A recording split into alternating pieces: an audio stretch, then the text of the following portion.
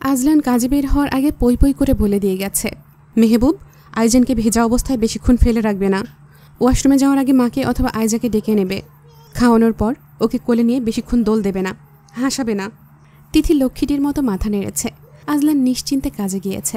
ফিরতে দেরি হলেও তিথির জন্য একটা ফুল আনতে ভুলেনি, যদিও ফুলটা বাসি। সহকর্মী ওনার ওয়াইফের জন্য কেনার সময় একটা আজলানকে দিয়ে বলেছিল, আপনার বিবিকেও দেবেন, দেখবেন ভালোবাসার অভাব হবে না। ভালোবাসা শব্দে আজলানের এক প্রকার এলার্জি আছে। বিয়ে করলে সংসার হবে, বাচ্চা কাচ্চা হবে, বউকে পরিমিত আদর সোহাগেও রাখতে হবে, পাশাপাশি পরিমিত শাসনও করতে হবে। এটাই হচ্ছে মূল কথা। এখানে ভালোবাসা টালোবাসা শব্দগুলোর জায়গা কোথায়? যত সব অপ্রাসঙ্গিক কাব্যিক কথাবার্তাকে মানুষের মগজে ঢুকিয়ে দেওয়া হচ্ছে, যার ফলে এত আদর সোহাগে রাখার পরেও তার বউ বলে সে কাঠখোট্টা মানুষ, রোমান্টিক নয়, প্রেমিক নয়। বিয়ের পর সাংসারিক ক্যাচাল নামক সুখ দুঃখ আনন্দ বেদনার মধ্যেই জীবনের আসল স্বাদ খুঁজে নিতে হয়। সেখানে প্রেমের জায়গা কোথায়? বাচ্চা হওয়ার পর যেখানে বিছানায় ভালোমতো জায়গা হচ্ছে না, সেখানে আবার প্রেম না ছাই। এইসব প্রেম ভালোবাসার মতো সস্তা সস্তা লেকচারগুলো কবি সাহিত্যিকরা আবিষ্কার না করলে প্রতিটা মানুষ সংসারী হওয়ার প্রতিযোগিতায় লেগে পড়ত। কিন্তু এখনকার মাথামোটা পাবলিকগুলো কবি সাহিত্যিক নামক উজবুকদের দ্বারা প্রভাবিত হয়ে প্রেম আর ভালোবাসার গভীর মর্মার্থ খুঁজতে গিয়ে স্বামী সংসার কিচ্ছু চেনে না। মাঝে মধ্যে বোধহয় স্বামীকে বলতেই ভুলে যায়, কে গো তুমি, কোথায় থাকো, কোত্থেকে এসেছ, তুমি নারী না পুরুষ? ফুলটা আনার পর সেটাকে সে বেডসাইড টেবিলে রেখে ওয়াশরুমে চলে গিয়েছে। তিথি ফুলটা দেখা মাত্রই চেঁচামেচি শুরু করে দিল। ফুলটা তার সহকর্মী দিয়েছে, এই কথা তিথি বিশ্বাস করবে না। পুরুষ মানুষ কেন পুরুষ মানুষকে ফুল দেবে? এটা অসম্ভব। সে কিনেছে এই কথা ভুল, কারণ বাসি ফুল কেউ কিনবে না, তাও একটা। অতএব দাঁড়াচ্ছে ফুলটা কোনো মেয়ে মানুষ তাকে দিয়েছে। রাগারাগির ফাঁকে কান্নাকাটিও করে ফেলল তিথি। চুপ করে দাঁড়িয়ে দেখা ছাড়া আজলানের করার কিছুই রইল না। আজলান এমনিতেও রাতে ভালো করে ঘুমাতে পারে না। মা ছেলে দুজনেই বক বক বক বক করে।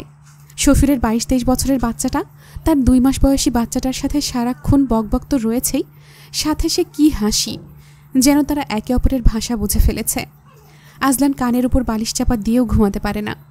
মাঝরাত অবধি বকবক করতে গিয়ে যখন দুজন ক্লান্ত হয়ে পড়ে, তখন মা তার ছেলেকে বলে, ডোডোরে, তোর বাপটা সারাদিন কত কষ্ট করে বাইরে, কত কষ্ট করে রোজগার করে আমাদের জন্য।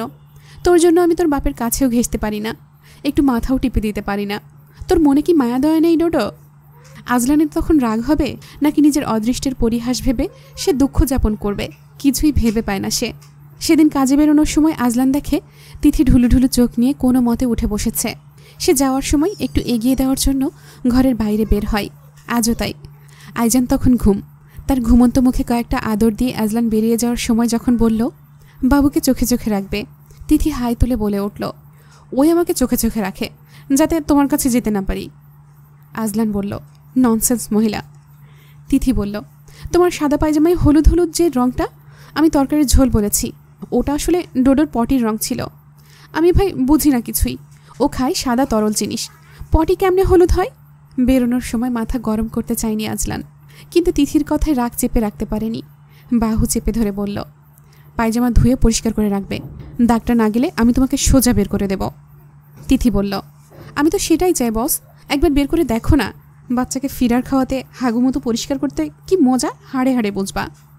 আজলান বাড়ি ফিরে ফ্রেশ হয়ে এসে ডোডোকে কোলে নিয়ে বাইরে থেকে ঘুরে আসে। কোলে নিয়ে হাঁটলে ডোডোর চাইতে খুশি আর কেউ হয় না। আজলান তার নরম নাকটাতে নিজের নাক ঘষে আদর করে। তখন অদ্ভুত অদ্ভুত শব্দ করে ডোডো, যেন কত কিছু বোঝে সে। হঠাৎ হঠাৎ ঢেকর তুলে। ছোট্ট শরীরটার ঘ্রাণ অদ্ভুত লাগে আজলানের। কোনো কৃত্রিম সুগন্ধি মাখতে হয় না, তারপরও মিষ্টি একটা সুঘ্রাণ বাচ্চাটার গায়ে। আজলান তার গালে টুপটাপ আদর করে তাকে হাসালো, আর তার পরপরই গলগল করে দুধ বমি করে দিল সে। আজলান দেখল তার হাতে আর বুকের কাছের শার্টটা ভরে গেছে বমিতে। তিথিকে ডাকতেই তিথি দৌড়ে এলো, হাই হাই করে বলল, যা খেলি সব বের করে দিলি ডোডো, তুমি আমাকে বকো, এখন নিজেই ওকে কেমন করে হাসালে কেন? ও তো সব বের করে দিল। নিজে কি ওকে খাওয়াতে পারবে? ওকে খাওয়ানোর মুরত তো নেই, শুধু বের করে দেওয়ার মুরত আছে। আরও মুখে কত বড় বড় লেকচার। নিজের ওড়না দিয়ে সব বমি মুছে নিয়ে তিথি ডোডোকে কোলে নিয়ে যেতে যেতে বলতে লাগলো, হ্যাঁ রে ডোডো, তোর আক্কেল জ্ঞান কবে হবে? খাওয়া মাত্রই সব বের করে দিস, এখন কিছুক্ষণ পর আবার চিল্লাবি খিদে পেয়েছে বলে। আমার কি তোকে খাওয়ানো ছাড়া আর কোনো কাজ নেই? তোর কি খাওয়া আর হাগুমুতু করা ছাড়া আর কোনো কাজ নেই? মায়ের হয়ে তো বাপকে দুটো কথাও বলতে পারিস না, হাতে হাতে কাজ করার মুরদও নেই তোর, শুধু পারিস ভ্যাঁ ভ্যাঁ করে কাঁদতে। বেয়াদব ছেলে একটা, সর আর কাঁদিস না, তোদের বাপ ছেলের ঢং দেখলে বাঁচি না। আম্বিয়া বেগমের কোলেও বেশিক্ষণ ছেলেকে রাখবে না সে। তেল মাখা শেষে কোলে নিয়ে ফেলবে। গোসল করানোর সময় ধরতে দেয়, ও খাওয়ার সময় কোলে দেয়, নামাজ পড়ার সময় দেয়। বাকি সময় ছেলেকে কোলে থেকে নামাবে না। আম্বিয়া বেগম বলল, তুই এক বেটা মানুষের মা হলি, আমাদেরগুলা জলে ভেসে ভেসে আসছে। তিথি ভৎসনা করে বলে, তোমরা হচ্ছ পুরোনো আমলের অশিক্ষিত আনপড় মেয়ে মানুষ, আমি হচ্ছি স্মার্ট মাদার। 21 শতাব্দীর মায়েরা কি তোমাদের মতো বাচ্চাকে রশি দিয়ে বেঁধে সেই রশি কোমরে গিট বেঁধে ঘরের কাজ করবে? আম্বিয়া বেগম বললেন, তোর এক ঠোঁট আছে, কেউ পারবে না তোর সাথে, তুই একটা জিনিস। তিথি বলল, আমাকে সবাই বলতো তুই কেমনে সংসার করুস দেখুম, জীবনেও তোর ঘর সংসার হবে না, তোর মতো পাগল ছাগলের জীবনেও স্বামী সংসার হবে না। এখন আমি তাদেরকে বুড়ো আঙুল দেখিয়ে দিয়েছি, বলে এসেছি দেখে আয় কিভাবে শ্বশুর শাশুড়ি আর বরটাকে জব্দ করেছি। আম্বিয়া বেগম বললেন, তুই শর্ত আমার সামনে থেকে। ডোডোর মুখে ভাত ছোঁয়ানো হয়েছিল অনেক আগে, 5 কি 6 মাস বয়সে। এখন তার বয়স 13 মাসে পড়েছে। ডোডো এখন টুকটাক খেতে শিখেছে। এখন তিথি তাকে ভাতের পাশাপাশি ঠান্ডা চা খাওয়ানো শিখিয়েছে। আর চায়ে তার এত নেশা হয়েছে যে চায়ের কাপ দেখলেই হাত ঝাপটানো শুরু করে। সাবু খেতে না চাওয়ায় আজলান ধমক দিতেই সেই কী কান্না। তিথির কাঁধে মাথা ফেলে ফুপিয়ে ফুপিয়ে কেঁদে গেল। ছেলের দুঃখে মাও কেঁদে ফেলবে এমন অবস্থা। তিথি বলল, আমার ছেলেকে অমন করে বকবে না, আমরা মা ছেলে এই বাড়িকে ঠ্যাং দেখিয়ে চলে যাব বলে দিচ্ছি। বলেই ডোডোকে বলল, ডোডো ডোডো পা কোনটা দেখা তো, পা পা। ডোডো পা দুটো দোলাতে লাগলো। আজলান হতভম্ব হয়ে গেল। রেগে গিয়ে ডোডোর হাত পা বেঁধে দুধ খাইয়ে দিতে দিতে বলল, চুপচাপ খাও। মেহবুব, তুমি ওকে কি শেখাচ্ছ এইসব? তিথি বলল, কচু, এইসব কি হচ্ছে? আমার ছেলেটার উপর এভাবে অত্যাচার করছো কেন? আজলান ধমকে বলল, শাট আপ। তিথি ডোডোর কাছে এসে জিভ বের করে বলল, এই ডোডো ডোডো, তোর বাপকে ভেঙচি দে তো। ডোডো জিভ বের করে তাকালো আজলানের দিকে। আজলান অবাক হয়ে তাকাতেই তিথি হেসে উঠল। সাথে ডোডোও খিলখিল করে হাসতে লাগলো। রাগে আগুন হয়ে আজলান তিথিকে ধরতে যেতেই তিথি পালিয়ে গেল। আটঘাট বেঁধে আজলান তাকে ধরতে নেমেছে দেখে তিথি ছুটে এসে তাকে জাপটে জড়িয়ে ধরল। মুখ তুলে রাগান্বিত মুখটার দিকে তাকিয়ে বলল, আদর করার জন্য মিষ্টি সুরে ডাকতে হয়, এটা তুমি কিভাবে শিখবে অফিসার? আজলান কিছু বলতে যাবে তার আগেই, ডোডো ডোডো চোখ বন্ধ কর বলেই তিথি চোখ বন্ধ করে দেখালো। ডোডো তার দেখা দেখি চোখ বন্ধ করতেই তিথি আজলানের মাথা টেনে গালে ঠোঁট চেপে চুমু খেয়ে বলল, ডোডো চোখ খোলার আগে আমার পাওনা দিয়ে ফেলো বস, তুমি তো আবার ঋণী হয়ে থাকতে চাও না। আজলান বলল, আগামী 7 দিনের মধ্যে ওর চায়ের নেশা কমাবে, নয়তো আমি তোমাকে সোজা বাড়ি থেকে বের করে দেব। তিথি বলল, সাথে ডোডোকেও ফ্রি, ঠিক না?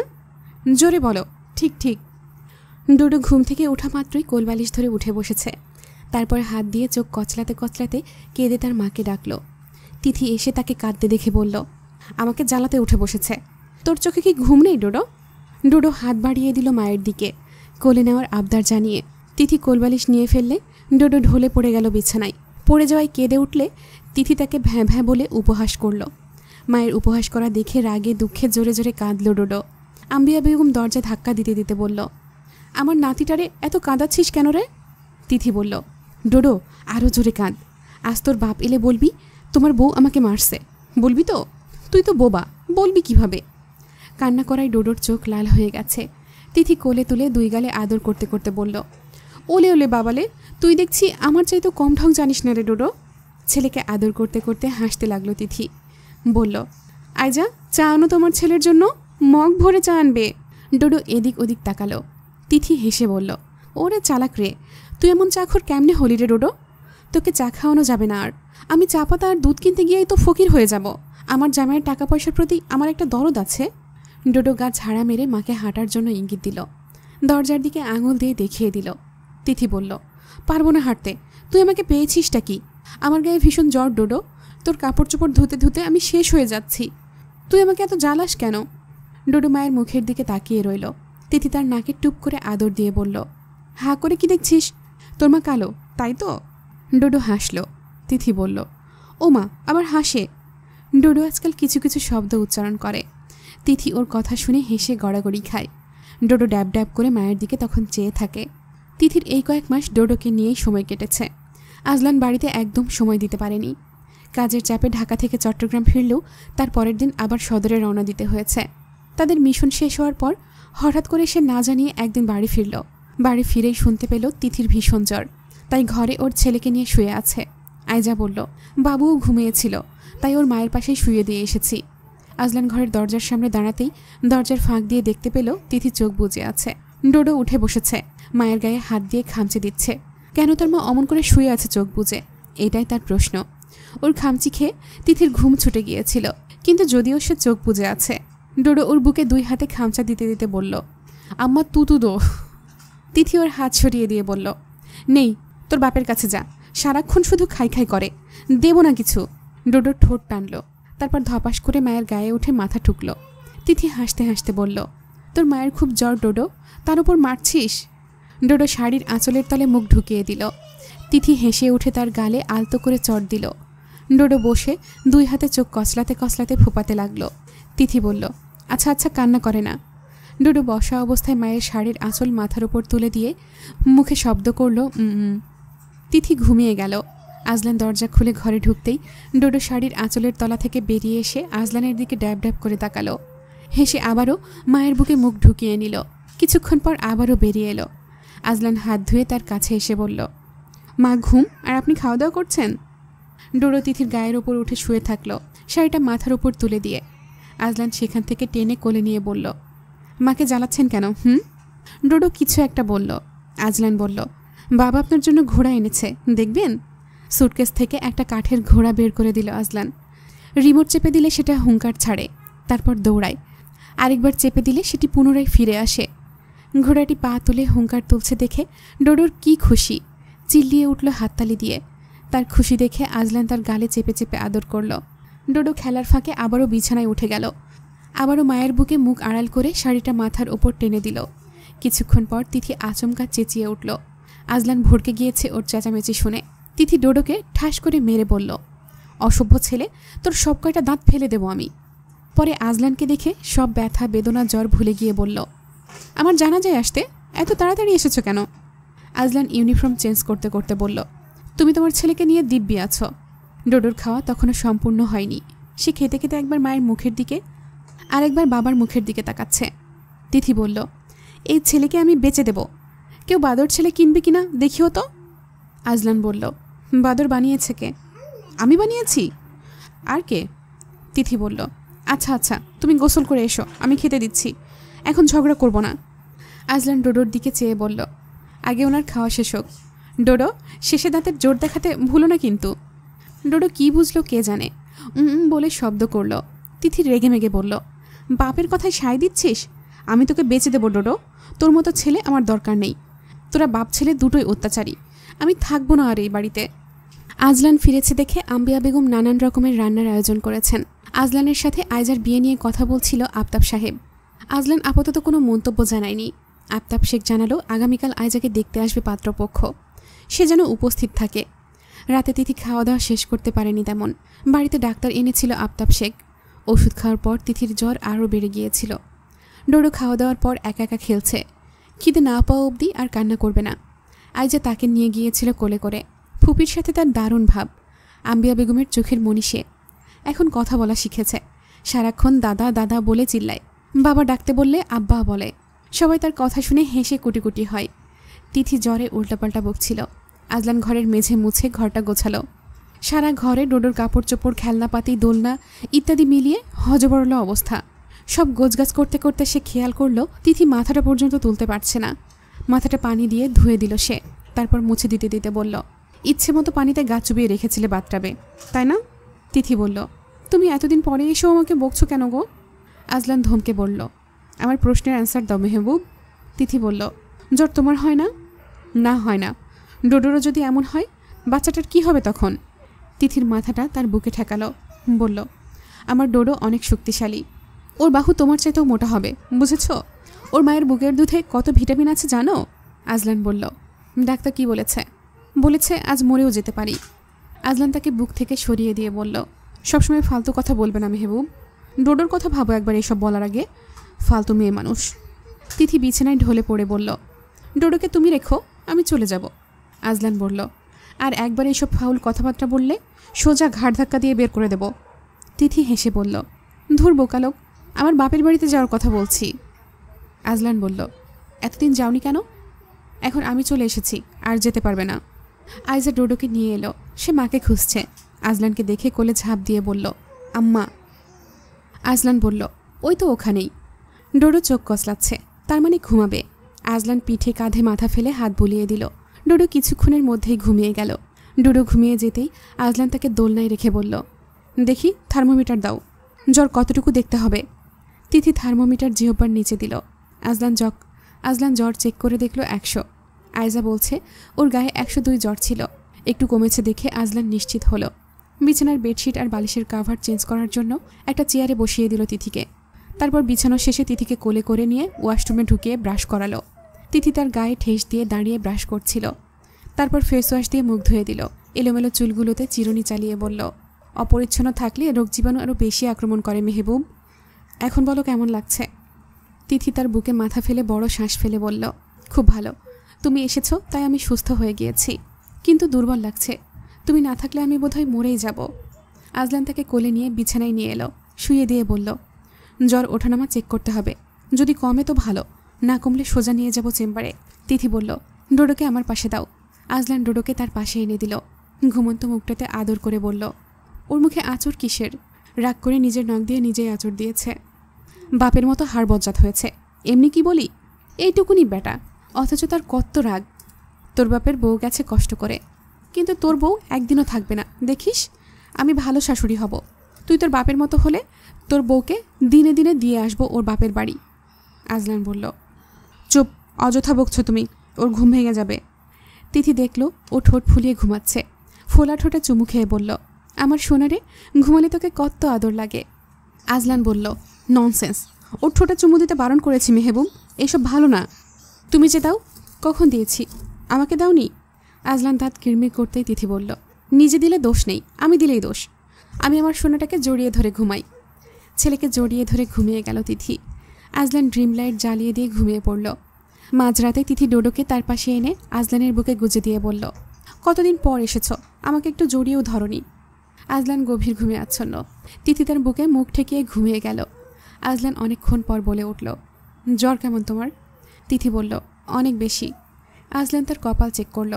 তিথি বলল, জ্বর তো এখানে থাকে। বলেই আজলানের হাতটা উদরের ওপর রাখল। আজলান উদর ধরে টেনে এনে তাকে জড়িয়ে ধরে বলল, কমে এসেছে। তিথি বলল, অনেক জ্বর আছে এখনও। আজলান বলল, আচ্ছা, সকালে ওষুধ দেব, ঘুমাও চুপচাপ। তিথি বলল, এখন দাও, সকালে ডোডো উঠে পড়বে। আজলান ভালো করে চোখ মিলে দেখল ডোডোকে ওপাশে রেখেছে তিথি। সে অবাক কণ্ঠে বলল, তুমি ওকে ওদিকে রেখেছো কেন? তিথি বলল, আমার তোমার সাথে লেপ্টে ঘুমাতে ভালো লাগে। আজলান তার দিকে চোখ ফেলে বলল, কে যেন চলে যাবে বলেছিল? হ্যাঁ তাই তো, সময়টা চলে আসতেছে, কিন্তু আমার খুব কষ্ট হচ্ছে। তুমি না থাকলে আমার কিচ্ছু ভাল লাগে না। আজলান বলল, তাহলে যেও না। না, যেতে হবে। বাপের বাড়ির জন্য মন পুড়ছে, সাথে তোমাকেও বোঝাতে হবে আমি না থাকলে কেমন লাগে। ডোডোকেও বোঝাতে হবে। আজলান বলল, চুপচাপ ঘুমাও। তিথি বলল, খুব শীত করছে। তোমার গা কি গরম? তোমারও কি জ্বর? না, আমার গা সবসময় এমন থাকে। মাথার মতো গাও সবসময় গরম থাকে। বুঝলাম। তিথি তার বুকে নিজেকে আড়াল করার চেষ্টা করতেই আজলান তার বুকের নিচে চেপে ধরে গলায় মুখ গুজে বলল, আর কোনো নড়াচড়া করলে সোজা বের করে দেব। তিথি বলল, আদর করার সময়ও ধমকাও? কেসটাই কি বুঝলাম না আজও। ভোর নাগাদ ঘুম ভাঙতেই আজলান দেখল ডোডো তাদের মাঝখানে চলে এসেছে।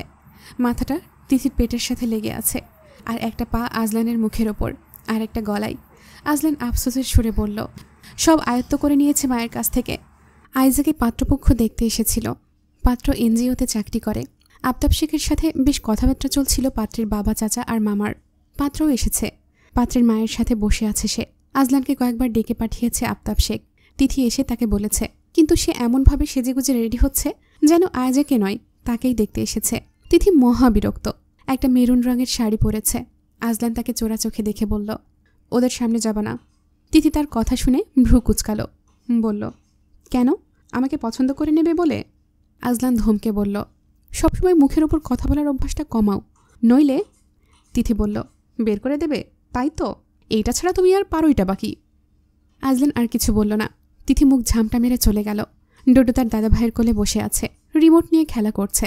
সবার কথার ফাঁকে ফাঁকে সেও কথা বলে উঠছে। কি বলছে সে নিজেই জানে না। অনেকক্ষণ পর আজলান এসে বসল সেখানে।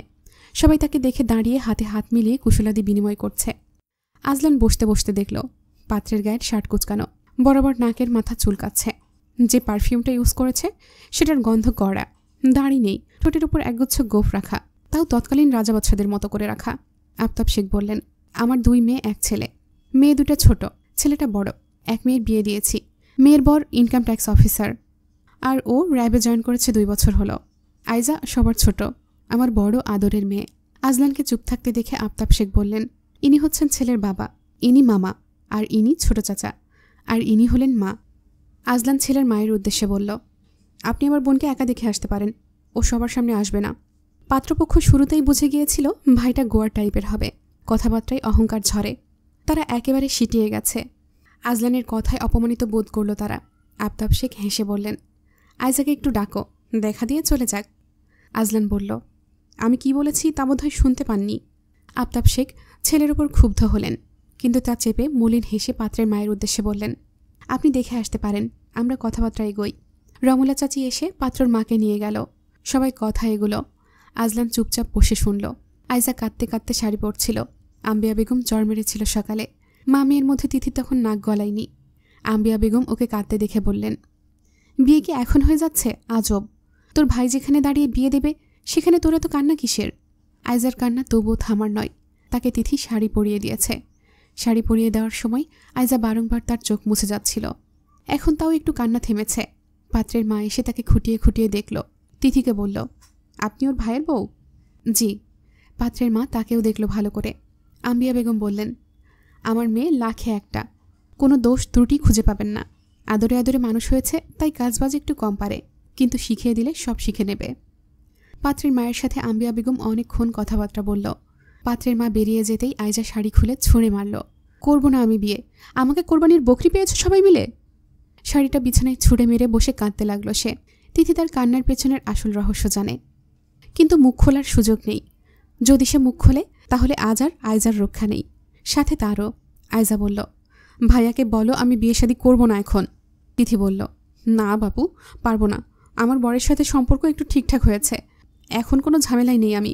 তা শুনে আইজা কেঁদে বলল, তাহলে বেরিয়ে যাও এখন। তিথিকে বের করে দিল সে। ভেতর থেকে দরজা বন্ধ করে দিয়ে বলল, আমি মরব, তবুও এই বিয়ে করব না।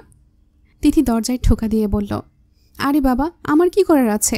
তুমি আমার উপর রাগ দেখাচ্ছ কেন? ডোডোর আব্বা এমনিতেই আমাকে একটু মেনে টেনে নেওয়া শুরু করেছে, তার মধ্যে আমি ওর বিপক্ষে কাজ করলে ও আমার উপর খেপে যাবে না? তোমার মদনটার ফোন নাম্বার দাও আমাকে, আমি কথা বলে দেখি। দরজা খোলো। দেখো, দরজা না খুললে আমারও কিছু করার নেই। আইজা দরজা খুলে বলল, তুমি ভাইয়াকে রাজি করাবে তো? তিথি ওর দিকে চুপ মেরে চেয়ে রইল। আইজা বলল, না পারলে আমাকে মুখ দেখিও না, যাও। বলেই দরজা বন্ধ করে দিতে যাচ্ছিল। তিথি দরজা আটকে বলল, আচ্ছা আচ্ছা, কেঁদো না, আমি চেষ্টা করব, চিন্তা করো না, ওই মদন তোমারই হবে। পাত্রপক্ষ চলে যাওয়ার পর বাবা ছেলের মধ্যে তুমুল যুদ্ধ শুরু হলো। কথা কাটাকাটি, তারপর বাঘ বিতণ্ডায় লিপ্ত হলো। আর এখন জিনিস ছুটছেন আফতাব শেখ। শ্বশুরমশাইকে এর আগে এতটা রাখতে কখনো দেখেনি তিথি। শাশুড়ির কথা শুনে সব বোগাস মনে হতো তার, কিন্তু খেপে গিয়ে টিভির রিমোট আছাড় দিতে দেখে তিথি সহ বাড়ির সকলেই ভীত হয়ে গেছে। তিনি চিৎকার করে বলছেন, কত বড় বেয়াদব হয়েছ তুমি, বাড়িতে গাদ্দারের মতো কথা বলো। তা ঠিক আছে, তাই বলে কুটুমদের সামনেও? মেয়ে আমার, সিদ্ধান্ত আমার, তুমি কে নাক গলানোর? আজলানো ওনার মুখের ওপর সাফ সাফ জানিয়ে দিল, আপনার সিদ্ধান্ত আমি মানব না। ও যেমন আপনার মেয়ে, তেমন আমার বোন। একজনকে তো দিয়েছেন বিয়ে, শ্বশুর শাশুড়ি তাকে আলাদা করে রেখেছে। তুমি ভুলে যেও না, তোমার বউ আমি পছন্দ করে এনেছি, ও এখন তোমার বাচ্চার মা, দিন শেষে ওর সাথেই তুমি সংসার করছো। আজলান বলল, উদ্ধার করে ফেলেছেন ওই রকম বউ পছন্দ করে। আপনি আমার সাথে আর আতিফার সাথে যেটা করেছেন, আইজার সাথে সেটা করতে দেব না। বাবা ছেলে দুজনেই হিংস্র সাপদের ন্যায় ফোঁস করছিল মুখোমুখি দাঁড়িয়ে। তিথি আর আম্বিয়া বেগম এসে দুজনকে শান্ত হতে বললেও তারা শান্ত হলো না। আফতাব শেখ বললেন, তোমার গালে ঠাস ঠাস করে চড় বসাবো আমি। আমার ছেলে তুমি, আমার বড় হয়ে যাওনি এখনও। তোমার আগে দুনিয়াতে এসেছি, তোমার চাইতে বেশি মানুষ আমি চিনি। আজলান বলল, চেনেন না কে বলেছে? বেশ মানুষ চেনেন আপনি। বোকা হাদা নোংরা বস্তির লোকজন ধরে আনেন, যেখান থেকে পারেন সেখান থেকে। আমি আমার সিদ্ধান্তে অটল থাকবো, মানে থাকবো। কথার কোনো হেরফের হবে না। ওই বস্তির ঘরে আমি আইজাকে দেব না, মানে দেব না। তোমাকে শান্ত হতে বলছি। বাপ ছেলে কি শুরু করেছ? আফতাব শেখকে ধরে বসিয়ে গ্লাসে পানি ঢেলে বাড়িয়ে দিলেন আম্বিয়া বেগম। আফতাব শেখ গ্লাসটা সরিয়ে দিতেই সেটি ভেঙে খান খান হয়ে গেল। তিনি এক ঝটকায় আম্বিয়া বেগমকে সরিয়ে দিয়ে বলল, তুই সর, তোর ছেলেকে মহা বেয়াদব বানিয়েছিস। এই বাড়িতে আমার কথার 2 পয়সা দাম নেই। কত বড় বেয়াদব সে, যার সাথে সংসার করছে তাকে পর্যন্ত বাজে কথা বলতে ছাড়ছে না। আজলান বলল, আপনি জিনিস ভাঙছেন কেন? সবসময় নিজের সিদ্ধান্ত সবার উপর চাপিয়ে দেওয়া বন্ধ করুন। আপনার কথাই সব হবে না। এইসব রাগের ধার ধারি না আমি। আপনার কথা শেষ কথা হবে না। হবে না মানে হবে না। আফতাব শেখ রাগে ফুঁসছেন। আম্বিয়া বেগম চিৎকার দিলেন, আজলান, তুই বেয়াদবি করছিস এবার। মানুষটা হাঁপাচ্ছে, দেখতে পাচ্ছিস না তুই? তিথি এসে আজলানকে বলল, তুমি যেতে পারছো না এখান থেকে? এত তর্ক করছো কেন? উনি অসুস্থ হয়ে পড়লে তখন কি হবে? আজলান বলল, এই চুপ, একদম চুপ। একদম শ্বশুরের হয়ে সাফাই গাইবে না আমার সামনে। সব কয়টা পচা, গাঁওগ্রাম থেকে উঠে আসা পাবলিক, পচিয়ে ফেলবে ঘরদোর সব কিছু। তিথি বলল, আমিও পচা, গাঁওগ্রামের মানুষ, তো কি হয়েছে? কি হয়েছে দেখতে পাচ্ছ না? আম্বিয়া বেগম বললেন, খোকারে, তোর পায়ে পড়ি, আবার বউয়ের সাথে ঝগড়া শুরু করিস না। আজলান গটগট পায়ে হেঁটে চলে গেল। চিৎকার চেঁচামেচি শুনে ডোডো কান্না করছিল খুব। তিথি তাকে কোলে না নিয়ে দাঁড়িয়ে আছে দেখে রমলা চাচি এসে বলল, বউ, তুমি এমনভাবে খাড়াই আসো কেন? বাবুরে কোলে নাও। ডোডো হামাগুড়ি দিয়ে তার পায়ের কাছে এসে বসল। তার শাড়ি টান দিয়ে ডাকল, আম্মা। আয়জা বলল, আমার বিয়ে নিয়ে কাউকে ভাবতে হবে না। ওদের কে বলেছে আমার বিয়ে নিয়ে ঝগড়াঝাটি করতে? তিথি বলল, এখন কিছু বলো না প্লিজ, আগুন হয়ে আছে সবাই। ও যদি তোমাকে বিয়ে করতে চায় তাহলে বলো ওর পরিবারকে পাঠাতে। কিন্তু ও একটা কোচিং সেন্টারে পড়ায়, আর এর মধ্যে ড্রাইভিং করে। মা বাবা নিয়ে ভাড়া বাসায় থাকে, বাড়িঘর করেনি এখনও, চাকরি বাকরিও পায়নি। তিথি বলল, তোমার ওই ছেলের সাথে সম্পর্কে জড়ানোর আগে তোমার পরিবারের কথা ভাবা উচিত ছিল। এমন ছেলের সাথে সম্পর্ক জড়ানো উচিত হয়নি। এখন আমি কি করব? আমার কিচ্ছু করার নেই। আজকের পর থেকে তোমার ভাইয়ের সাথে আমি কোনো তর্কে জড়াতে চাই না। পরে বলবে আমি নিজে বস্তি, কথা বলছি বস্তির হয়ে। আয়জা বিছানায় 2 হাতে ভর দিয়ে বসে ঘন ঘন গাল মুছতে লাগল। তিথি বলল, আমি মাকে বলবো? আয়জা বলল, ওই মহিলা মারতে মারতে মেরে ফেলবে আমাকে। তুমি কিছু করো, নইলে আমি। তিথি বলল, দেখো, ভুলভাল কিছু ভেবো না। সবাই যা চায় তা পায় না। আমিও যা চেয়ে এসেছি তা পাইনি। যা পেয়েছি সেটাকে আঁকড়ে ধরে আছি এখনও। আয়জা বলল, ওনার চাকরি হলে সব কিছু ঠিকঠাক হয়ে যাবে। গ্রামের বাড়িতে ওদের পুরনো বাড়ি আছে, টাকা পয়সা হলে নতুন করে ঘর তুলবে। তিথি বলল, আচ্ছা, ওর নাম্বারটা দাও। আয়জা বলল, উল্টাপাল্টা কথা বলবে না তো? তুমি তোমার বরের হয়ে কথা বললে আমি ফোন নাম্বার দেব না। তিথি বলল, আমাকে বিশ্বাস না করলে কিছু করার নেই। আয়জা ভয়ে ভয়ে নাম্বারটা দিল ওর হাতে। আয়জা বলল, এখন কোচিংয়ে থাকবে, বিকেলে ফোন দিও। উনি কিন্তু তোমাকে চেনে, আমার মান রেখো। বিকেলের দিকে তিথি ফোন দিয়েছিল ছাদে গিয়ে। ডোডো ছাদে খেলছে, আবল তাবল কথা বলছে। কিছুক্ষণ পরপর আকাশে উড়ে যাওয়া পাখি দেখে চেঁচাচ্ছে। তিথির ফোন রিসিভ করেনি ছেলেটা, কিন্তু 15 মিনিট পর নিজে থেকে ফোন দিয়ে সালাম দিয়ে বলল, আসসালামু আলাইকুম, জারিফ মইনুল বলছি। আপনি কে বলছেন? ওপাশ থেকে গাড়ির হর্নের শব্দ শোনা যাচ্ছে। গলাটাও ঠিক কঠিন শোনালো। আরেকটা ফাটাকেষ্ট আয়জার কপালে জুটল নাকি? কিন্তু কণ্ঠটা খুব চেনা।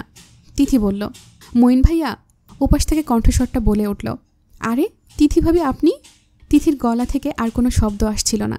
সে অবিশ্বাসের সুরে জিজ্ঞেস করল, আপনি কি আইজার সিনিয়র জারিফ ভাইয়া? ওপাশ থেকে উত্তর এলো, জি, কিন্তু। তিথি ফোনটা কেটে দিল সাথে সাথে। আইজার কাছে ছুটে এসে বলল, আমি কিছুতেই এই সম্বন্ধ করতে পারবো না। আমি এসবে নেই। এই তাহলে জারিফ মইনুল?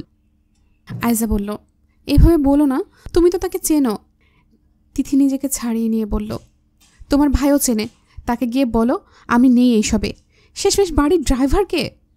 আয়জা তাকে থামিয়ে দিয়ে বলল, ও গাড়ি চালানো শিখেছে, এটা কি খুব ছোট কাজ? তুমিও তো তোমার বরের সাথে থাকতে থাকতে অহংকারী হয়ে যাচ্ছ। তিথি বলল, আমি ছোট করে বলিনি, তোমার ভাই যেটা বলতো সেটাই বলেছি। তুমি এটা ভালো কাজ করনি। আয়জা বলল, এমন করো না প্লিজ। তিথি বলল, সরি, আমার কিছু করার নেই। আফতাব শেখ আপাতত চুপ করে আছেন। ছেলের কাণ্ডকারখানা চুপচাপ দেখছেন তিনি। তবে বাবা ছেলের কথাবার্তা বোধহয় এবার পাকাপোক্তভাবে বন্ধ হয়ে গেল। আজলান বাড়িতে ফিরে আধা ঘন্টা ধরে শাওয়ার নিল। তিথির সাথে সেই কথা বন্ধ করেছে, আর কোনো কথা হয়নি। কলের ওপর কল আসছিল তার ফোনে। তিথি তাকে ব্যস্ত হয়ে কথা বলতে দেখে যেটা আন্দাজ করেছিল সেটাই হলো। রাতের খাবার টেবিলে জানালো তার সহকর্মীর ফুপুর ছেলে র্যাবে সদ্য জয়েন করেছে। তার পরিবার আইজাকে কাল বাদে পরশু দেখতে আসবে। ওই ছেলের হাতেই আয়জাকে তুলে দেবে সে। Decision final. বাড়ি গাড়ি ছেলে কোনো কিছুতে খুঁত নেই। তিথি তখন আয়জাকে দেখছিল। তার ভেতরটা যেন দেখতে পাচ্ছিল সে, কিন্তু তারপরেও না দেখার ভান ধরে রইল। তার কিছুই করার নেই। বিছানায় বসে ডোডোকে খাওয়ানোর সময় আজলান এসে একটা ছবি দেখালো ফোনের স্ক্রিনে। তিথিকে বলল, এটা আয়জা, আর আয়জার বাবাকে গিয়ে দেখিয়ে এসো। তিথি কথা শুনতে পায়নি এমন ভাব করে ডোডোকে দোল দিতে লাগলো। মাথা নিচু করে আদর করল।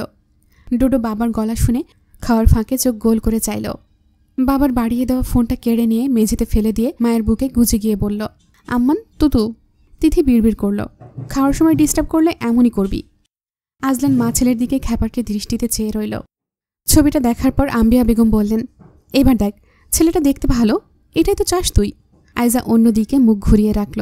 তিথি ডোডোকে কোলে নিয়ে চুপচাপ দাঁড়িয়ে আছে। রমলা চাচি আয়জার উদ্দেশ্যে বলল, তোমার ভাইরে কি তুমি চেনো না? এমন করতেছো কেন? ঘরে অশান্তি না হলে তোমাদের ভাল লাগে না? ছবিখানা দেখো, ছেলেটা দেখতে ভালো। আয়জা বলল, দেখব না। আম্বিয়া বেগম বললেন, তোর বাপ শুনলে এখন চিল্লিয়ে উঠবে, আবার লাগবে বাপ বেটার যুদ্ধ। লাগুক, সাহস থাকলে তোমার ছেলে আর বর দুজনকে গিয়ে বলো আমি পড়াশোনা শেষ করে চাকরি করব, তারপরও বিয়ে করব না। আম্বিয়া বেগম ভৎসনা করে বলল, ঢঙের কথা বলিস না, নিজের কাপড়টুকু ভালো করে ধুতে পারিস না, আবার চাকরি করবি। শ্বশুরবাড়িতেও কি আমাকে বসে বসে খাওয়াবে মা? ভাবি কি বসে বসে খাচ্ছে? শ্বশুরবাড়ি আর চাকরি দুটো আলাদা ব্যাপার। তোমার সাথে তর্ক করতে ইচ্ছে করছে না, যাও তো সবাই। আমি বিয়ে করব না। ভাবি, তোমার বরকে গিয়ে বলো আমি বিয়ে করব না, বাস। আম্বিয়া বেগম চুলের ঝুঁটি ধরে হ্যাঁচকা টান দিয়ে বলল, তুই আমাদের মেরে ছাড়বি শয়তানি, বিয়ে না করলে দূর হ ঘর থেকে। তিথি আম্বিয়া বেগমকে টেনে নিয়ে এলো। ডোডো চেঁচিয়ে উঠল আয়জার ফোপানো দেখে। তিথি বলল, কিছু হয়নি বাবা। ডোডো আয়জাকে ডাকল, এ পিপি। আয়জা তার দিকে চোখ তুলে তাকিয়ে আরও জোরে ফুপিয়ে উঠল। আম্বিয়া বেগম তিথিকে বলল, তুই ওকে কিছু বলতে পারিস না বউ? এমনিতে সারাদিন তোদের কত কথা হয়। কত ছেলে নিজের সংসার হওয়ার পর বোনের দিকে ফিরেও চায় না, সেখানে তার ভাই নিজে দাঁড়িয়ে ভালো পাত্র দেখে বিয়ে দিতে চাচ্ছে, তারপরেও সে রাজি হচ্ছে না, দেখলি? তিথি বলল, আমি কি বলবো? আমি যা বলি তাই তো ভুল। তোমার ছেলে আমাকে ঘর থেকে বের করে দেবে না ভুলভাল কিছু বললে? ওকে বোঝাতে বলছি গাধি। ওকে আমি কি বোঝাবো? আমি যে ভুল করেছি ওকেও সেটা করতে বলবো? আম্বিয়া বেগম রাগ সামলে বলল, তুই আমার ছেলেকে বিয়ে করে ভুল করেছিস? আলবৎ ভুল। আমি এমন বড়লোক বাড়িতে যেতে পারতাম না ঠিকই, কিন্তু একজন ভালো মানুষ তো পেতাম। লাল দেখে ফাল দিয়েছি, তাই আজ আমার এই দশা। রমলা চাচি বলল, বাচ্চা কোলে নিয়ে দাঁড়িয়ে আছো, তারপরও এই কথা বলতেছ বউ? তিথি ডোডোকে জড়িয়ে ধরে বলল, তাতে কি হয়েছে? আম্বিয়া বেগম বলে উঠলেন, তোর সাত কপাল আমার ছেলের মতো কাউকে পেয়েছিস। তোর চাইতে ভালো মেয়ে পেতাম আমি। যাও তো আরেকটা বিয়ে করাও, স্মার্ট, আধুনিক, সুন্দরী, ফর্সা, কম কথা বলে এমন কাউকে খুঁজে নিয়ে এসো তোমার ছেলের জন্য। বিশ্বাস করো, ওপরে ঢং দেখালেও মনে মনে ভীষণ খুশি হব। সেও এটাই চায়, শুধু লোকলজ্জার কারণে আমাকে নিয়ে সংসার করছে। রমলা চাচি বলে উঠল, আহা থামো থামো, এইসব কথা কেন বলতেছো বউ? বাচ্চা কাচ্চা হয়ে গেছে, এখন এইসব কথা তুলো না তো। পুরুষ মানুষের মাথা গরম, কখন কি করে বসে রাগের মাথায়।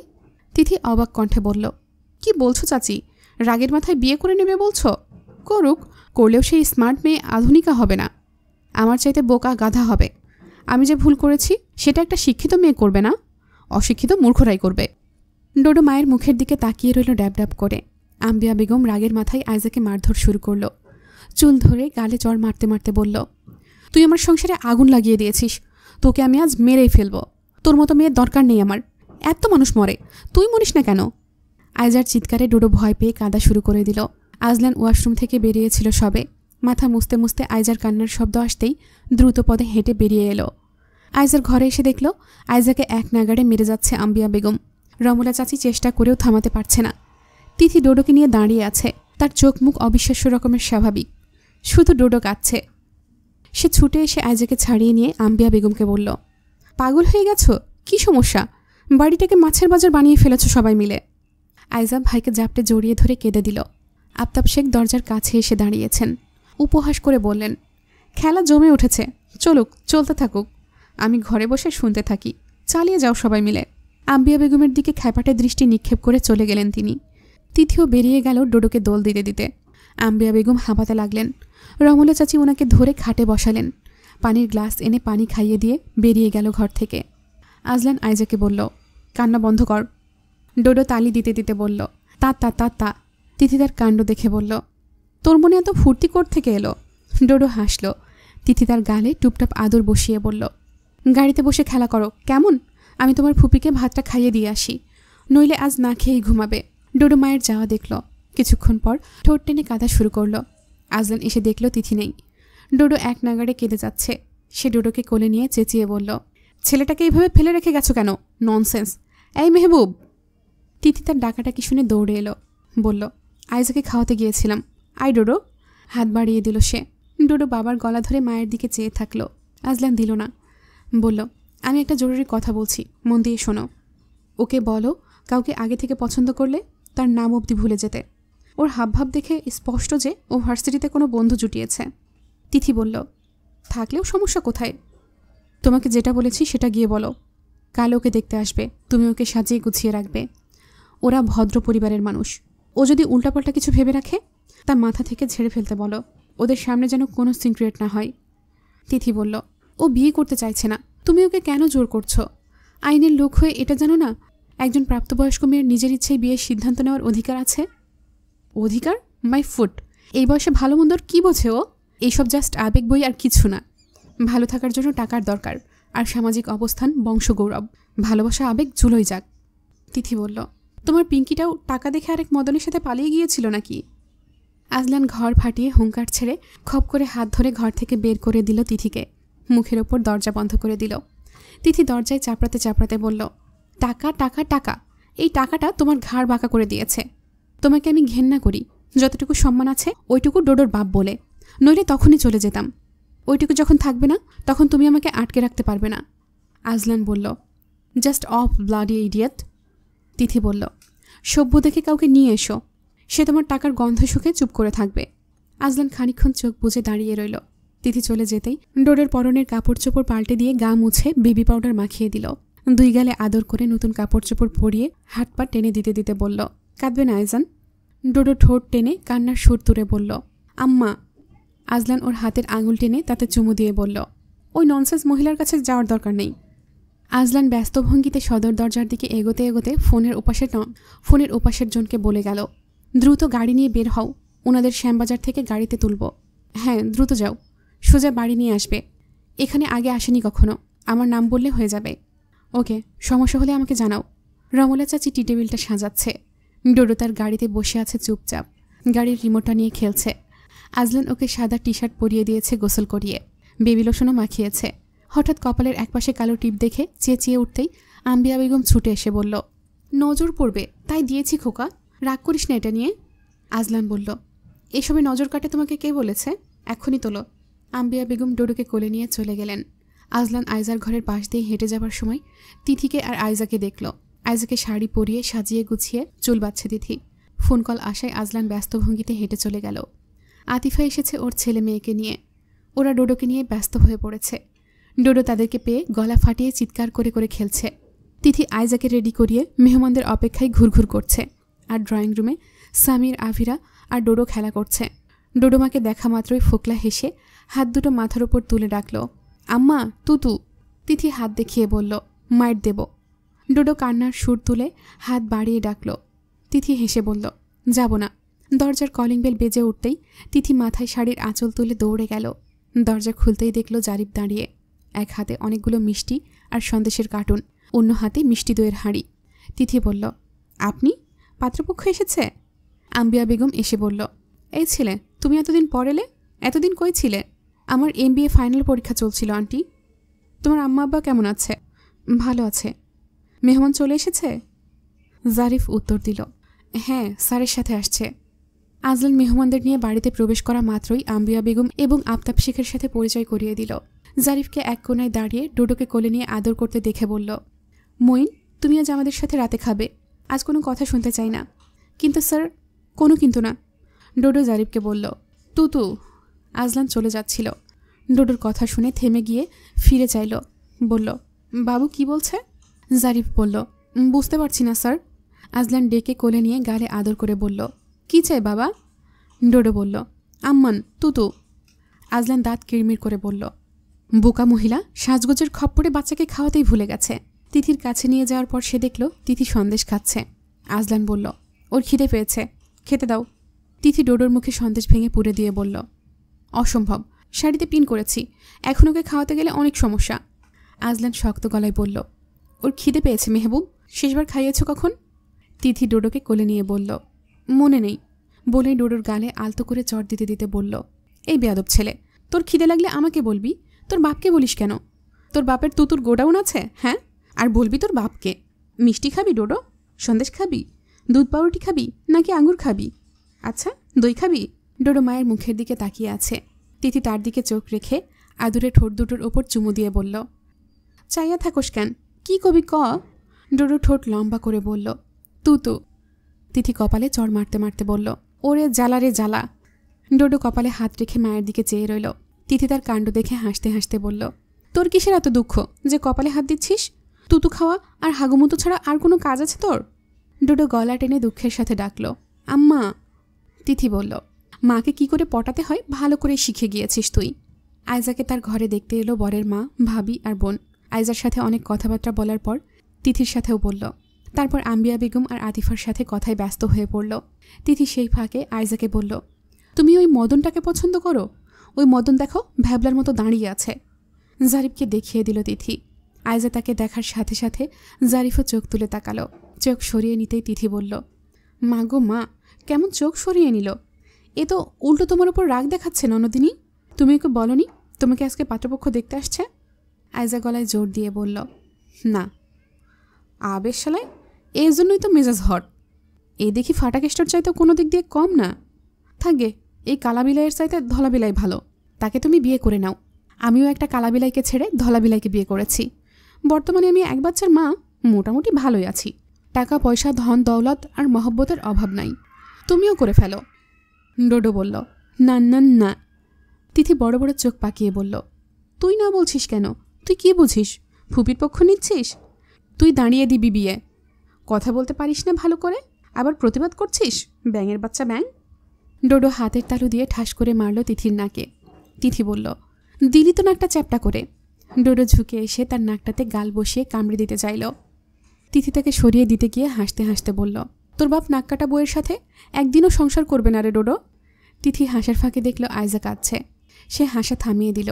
আয়জা গাল মুছে নিজেকে স্বাভাবিক রাখার চেষ্টা করে বড়সড় একটা দম ফেলে বলল, তৃতীয় পক্ষ সব কিছু কেমন বিনা কষ্টে বিনামূল্যেই পেয়ে যায়, তাই না ভাবি? এলো, দেখলো, পছন্দ করলো, তারপর বিয়ে হয়ে গেল। কত সহজ।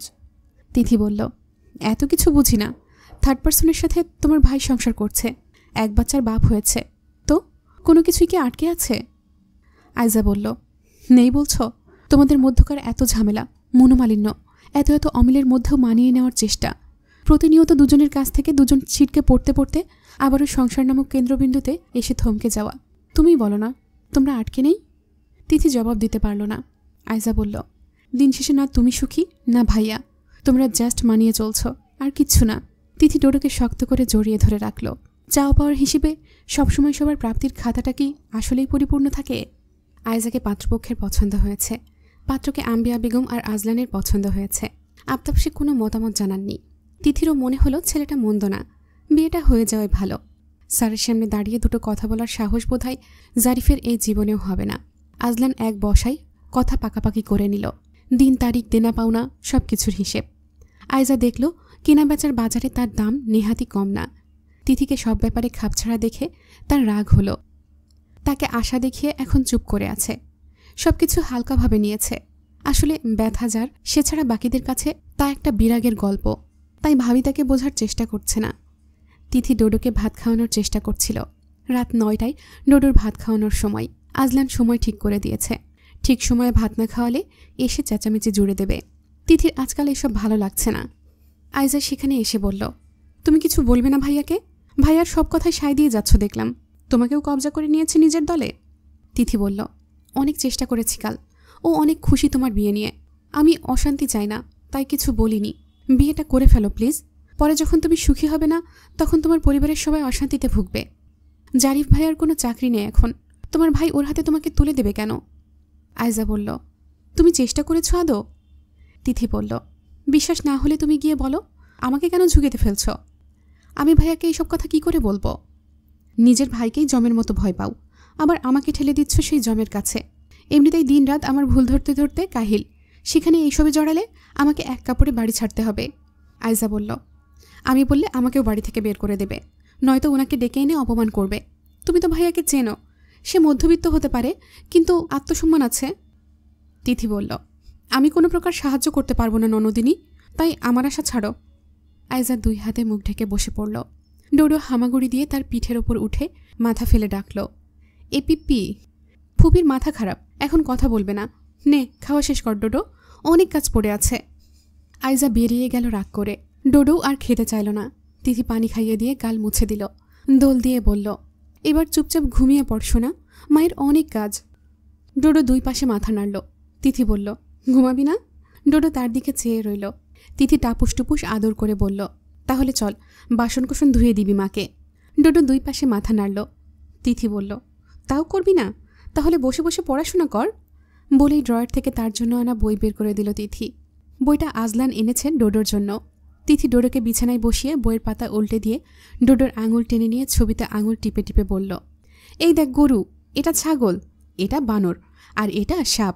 মাকে যদি জ্বালাস তাহলে এরা এসে তোকে গপ গপ করে খেয়ে ফেলবে। ডোডো ছবির সাথে নাক লাগিয়ে ছবিগুলো দেখছে। তিথি হেসে বলল, ওরে আমার পড়াকু ছেলেরে, কি মনোযোগ দিয়ে দেখছে। ডোডো মাথা তুলে মায়ের সাথে হাসল। তিথি তার গালে শক্ত করে চুমু বসিয়ে বলল, পড় পড়, আমি কাজ সেরে আসছি, বেশি করে পড়, তোর স্কুল কলেজে পড়া লাগবে না, সোজা ভার্সিটিতে যাবি ঢ্যাঙুর ঢ্যাঙুর করে। ছেলেকে জ্ঞান দিয়ে তিথি বেরিয়ে গেল। সে যাওয়ার পর ডোডো বইটা ছিঁড়ে কুটি কুটি করল। তিথি কাজ সেরে এসে দেখল ডোডো বইটা ছিঁড়ে চিবিয়ে চিবিয়ে কাগজগুলো খাচ্ছে। তিথি কপাল চাপড়ে বলল, তোর বাপ তো আমাকে আজকে আস্ত রাখবে না ডোডো, এটা কি করলি? পড়তে বলেছি আর তুই চিবিয়ে খেয়ে ফেলেছিস। ডোডো কিছুক্ষণ গালে আঙুল রেখে মায়ের দিকে তাকিয়ে ভীত হয়ে চেয়ে রইল। ক্ষণকাল পর লাফিয়ে উঠে বলল, আব্বা। তিথি চমকে উঠে পেছনে ফিরতেই আজলানকে দেখে জমে গেল। তারপর দৌড়ে গিয়ে ডোডোর গাল থেকে কাগজগুলো বের করল। ডোডো তার আঙুলে কামড়ে ধরতেই তিথি ঠাস করে চড় দিল। ডোডো হাউমাউ করে কেঁদে উঠল। সেই ফাঁকে তিথি সব কাগজ বের করে মেঝেতে ফেলে দিয়ে বলল, তোকে পড়তে দিয়েছি আর তুই এইসব করছিস, পচা ছেলে। ডোডো কাঁদতে লাগলো। আজলান তার হাত ঘড়ি খুলতে খুলতে মা ছেলেকে দেখতে লাগলো চুপচাপ। তার চোখ ডোডোর দিকে আর মেঝের দিকে। তিথি ডোডোকে কোলে তুলে বুকের সাথে জড়িয়ে ধরে রেখে বেরিয়ে গেল। আজলান হেঁটে গিয়ে বইটা হাতে নিতেই দেখল 2টো পৃষ্ঠা ছিঁড়ে ফেলেছে ডোডো। বইয়ের গায়ে এখনও ডোডোর লালা লেগে আছে। বই রেখে কোমরে হাত দিয়ে মেঝের দিকে তাকালো সে। মেঝেতে ভাত আর কাগজের ভেজা ছেঁড়া টুকরো পড়ে আছে। 16-17 দিনের মতো বাকি আছে বিয়ের। এখন থেকে বিয়ের যাবতীয় কেনাকাটার লিস্ট তৈরি হয়ে গিয়েছে। নিজ হাতে লিস্টে লিখতে গিয়ে তিথির হাত কাঁপছিল। যার জন্য এত আয়োজন, সে এসবে ফিরেও দেখছে না। আম্বিয়া বেগম আর আতিফাকে খুশি দেখালো। আতিফার স্বামীর সাথে বহুদিনের দ্বন্দ্ব চলছে আজলানের। এই প্রথম জামাইকে বাড়িতে আনবেন আম্বিয়া বেগম, তাও অনেক কষ্টে। আতিফা একবার বাচ্চা দুটোকে নিয়ে বাড়ি চলে এসেছিল একা একা, তাও ঝড়ের রাতে। শাশুড়ির সাথে তার কিছুতেই বনিবনা হয় না। সেই থেকেই আজলান খেপেছিল বোনের জামাইয়ের ওপর। কত বড় সাহস, মা বাবা বউ বাচ্চাকে বের করে দিয়েছে, অথচ তার হুঁশ নেই। দুজনের মধ্যে বহুদিন রেশারেশি চলল। আতিফার বর জামিলের আর শেখ বাড়িতে আসা হয়নি, সেই জন্য আতিফা এবার অনেক জোর করল। আম্বিয়া বেগমও অনুরোধ করল, তাই আসার জন্য মত দিয়েছে সে। আজলান যাদের যাদের দাওয়াত করবে তাদের একটা লিস্ট করেছে। তিথি দেখল বেশিরভাগ আইনের লোক, র্যাবের সদস্য, পুলিশ সদস্য, গোয়েন্দা অধিদপ্তরের লোকজন। বিশাল পরিসরে লোকজনের খাওয়া দাওয়ার আয়োজন করা হবে। আজলান জানালো 2500 মানুষের দাওয়াত থাকবে সেই দিন। 2টো গরু জবাই করা হবে। সে বড় পরিসরে আয়োজন করতে চাচ্ছে, কারণ তার বিয়ের সময় তেমন কোনো আয়োজন হয়নি। তিথি তা শুনে আইজার ঘরে এলো বলার জন্য। ঘরের আলো নিভানো ছিল। আইজা উপুড় হয়ে শুয়ে আছে। সে তিথির সাথে কথা বলা বন্ধ করে দিয়েছে 4 দিন হলো। তিথির ঘরে যায় না, তিথিকেও ডাকে না, ডোডোকেও কোলে নেয় না, এমনকি ঘর থেকে পর্যন্ত বের হয় না। খাওয়া দাওয়া কমিয়ে দিয়েছে, এমনকি চুল পর্যন্ত ভালো করে আঁচড়ায়নি এই কয়দিনে। আম্বিয়া বেগম সারাক্ষণ বকে যাচ্ছে, কিন্তু কোনো লাভ হচ্ছে না। তিথি বলল, এই ননদি শোনো, তোমার বিয়ে হবে এই এলাকার গ্র্যান্ড ওয়েডিং। খবরদার উল্টাপাল্টা কোনো কাজ করার পরিকল্পনা করবা না। তোমার ভাইয়ের নাক কাটা গেলে আস্ত রাখবে না কাউকে। আচ্ছা, সারাক্ষণ ঘরে শুয়ে থাকো কেন? বোর লাগে না? আমার দিকে তাকাও। তিথি পিঠে হাত রাখতেই আইজা মুখ তুলে তাকালো। চোখ দুটো ফুলা, মুখ শুকিয়ে সরু হয়ে গিয়েছে। তিথির মায়া হলো। বলল, নিজেকে আয়নায় দেখেছ তুমি? আইজা বলল, দেখতে চাই না, কি বলতে এসেছো বলে চলে যাও। তিথি বলল, তুমি আমার উপর রাগ দেখিয়ে যাচ্ছ এখনো। তোমার কি মনে হয় আমি বললে তোমার ভাইয়া মেনে নেবে? জারিফ ভাইকে তখনই ডেকে আনবে না? অপমান তখন করবে না? আইজা বলল, আমি কিচ্ছু চাই না। আমি তাকে দেওয়া কথা রাখতে পারিনি, তাই তাকে ডেকে অপমান করতে চাই না। কি বলতে এসেছো বলো। তিথি তাকে জড়িয়ে ধরে বলল, আচ্ছা নিজেকে সামলাও তুমি। সবার আগে নিজের কথা ভাবা জরুরি। আমি তোমার ভাইয়াকে বলবো। আইজা নিজেকে ছাড়িয়ে নেওয়ার চেষ্টা করে বলল, না বলতে হবে না। আমার কারো সাহায্য চাই না। আমি ভাইয়ার পছন্দের ছেলেকেই বিয়ে করব। আমাকে দয়া দেখিও না প্লিজ। কেঁদে উঠল সে। তিথি বলল, পীড়িতের বড় জ্বালা। আইজার গাল মুছে দিল সে। বলল, জারিফ ভাইয়ের সাথে কথা হয়েছে? আইজা দুই পাশে মাথা নেড়ে বলল, ব্লক। তিথি অবাক হয়ে বলল, সোজা ব্লক? তুমি কি কথা দিয়েছ ওকে? চাকরি পাওয়া অবধি অপেক্ষা করব। তিথি কপালে হাত দিয়ে বলল, বাড়িতে এমন ভাই আছে তোমার, তা জেনেও কাউকে কথা দেওয়ার আগে তুমি দুইবার ভাবলে না? আইজা কাঁদতে লাগলো হাঁটুতে কপাল ঠেকিয়ে। তিথি বলল, তুমি এমন করলে আমি কিন্তু তোমাকে কোনো সাহায্য করব না। তুমি স্বাভাবিক হও, আমি দেখছি কি করা যায়। আফতাব শেখ এতদিন চুপ ছিল দেখে আজলান ভেবেছে উনি হয়তো বিয়েতে মত দিয়েছেন, কিন্তু হঠাৎ করেই তিনি জানালেন, আমার এই বিয়েতে মত নেই। আজলান শুনেও না শোনার মতো চুপচাপ খেয়ে যাচ্ছিল। আম্বিয়া বেগম বললেন, কি বলছো গো? মাথা খারাপ হয়ে গেছে? এমন ভালো ছেলে আর পাবো আমরা? কেন বলছো এসব? আফতাব শেখ বললেন, বলছি তার যথেষ্ট কারণ আছে। আমি এমনি এমনি কোনো কথা বলি না। আজলান খাওয়া থামিয়ে বাবার দিকে চোখ তুলে সোজাসাপটা প্রশ্ন করল, মত কেন নেই তার দুটো কারণ দেখান। আফতাব শেখ বললেন, প্রথম কারণ, আইজা এই বিয়েতে রাজি নয়। দ্বিতীয় কারণ, আমি ওকে ওর পছন্দের ছেলের সাথে বিয়ে দিতে চাই। আমার কাছে আমার মেয়ের সুখ আগে। ও আমার ছোট মেয়ে, অনেক আদরের। তুমি বাবা মেয়ের মমতাময় সম্পর্কের মানে বুঝবে না আজলান। আজলান রেগে বলে উঠল, এইসব আপনার চালাকি। আমাকে গোল খাওয়ানোর জন্য আপনি হয় গল্প বানাচ্ছেন, নয়তো আপনার মেয়ের সমস্ত ছেলে মানুষই মেনে নিচ্ছেন। কারণ যে করেই হোক আমাকে হারাতেই হবে, আর তাতে আপনি আপনার মেয়েকে ব্যবহার করতেও পিছপা হবেন না। আফতাব শেখ খেতে খেতে বললেন, আমি আমার সিদ্ধান্তে অটল আছি, থাকব। আজলান খাওয়ার পাত ছেড়ে উঠে দাঁড়ালো, বলল, আমিও আমার সিদ্ধান্তে অটল আছি, থাকব। বলেই সে গটগট পায়ে হেঁটে চলে গেল। তিথিকে কয়েকবার ডেকেছে, ভয়ে সে যাচ্ছে না। শেষমেশ যখন গেল তখন সে আজলানকে ফোনে কারোর সাথে কথা বলতে শুনল। শোনো জারিফ, তুমি যেহেতু কোচিংয়ে অনেক ছেলে পেলে পড়াও, তাদের মধ্যে হলেও খোঁজ নাও আইজার সাথে কোন ছেলের ওঠা বসা বেশি। আমার হাতে 1 সপ্তাহ সময় আছে। ঘাড় ধরে নিয়ে এসো আমার সামনে। বুঝেছ কি বলতে চাইছি?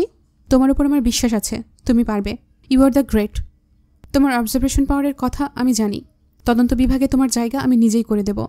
তুমি আমাকে একটু হেল্প করো। তিথি কপালে হাত দিয়ে বলল, সর্বনাশ। আজলান কথা বলা শেষে তার উপস্থিতি টের পেয়ে দরজা খুলে টেনে ভেতরে ঢুকিয়ে নিল। ডোডো ঘুমাচ্ছে, হাত পা ছড়িয়ে ছিটিয়ে।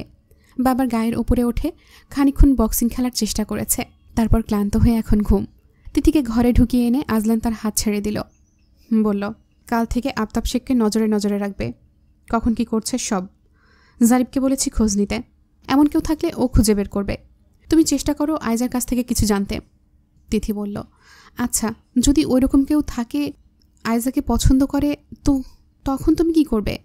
আজলান ঘরময় পায়চারি করতে করতে বলল, গারদের পেছনে ঘুমানোর ব্যবস্থা করব। শুয়ে পড়ো।